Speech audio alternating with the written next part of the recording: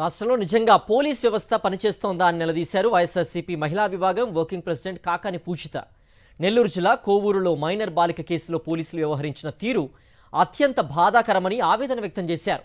నెల్లూరులో గంజాయి ముఠాలు పేట్రేగిపోతుంటే ఏం చేస్తున్నారని నిలదీశారు. మైనర్లకు సైతం మత్తు పదార్థాలు అందుబాటులో ఉండేలా చేశారంటూ కూటమి సర్కార్పై ఆగ్రహం వ్యక్తం చేశారు.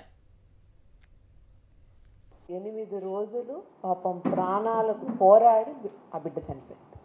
ఈరోజు ఆ బిడ్డ చనిపోయింది, ఆ తల్లిదండ్రులకు పుట్టేడు దుఃఖం ఉంది. దీనికి కారణం ఎవరు? పోలీస్ ఫెయిల్యూర్ కాదా? మీ నిర్లక్ష్యం కాదా? మీరు చేసినటువంటి తప్పులకి ఆ బిడ్డ పాపం ఈరోజు ఎంతో వేదన అనుభవించి చనిపోయింది.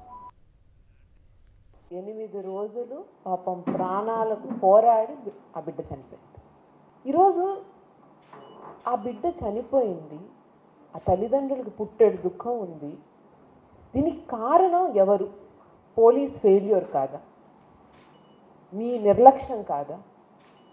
మీరు చేసినటువంటి తప్పులకి ఆ బిడ్డ పాపం ఈరోజు ఎంతో వేదన అనుభవించి చనిపోయింది.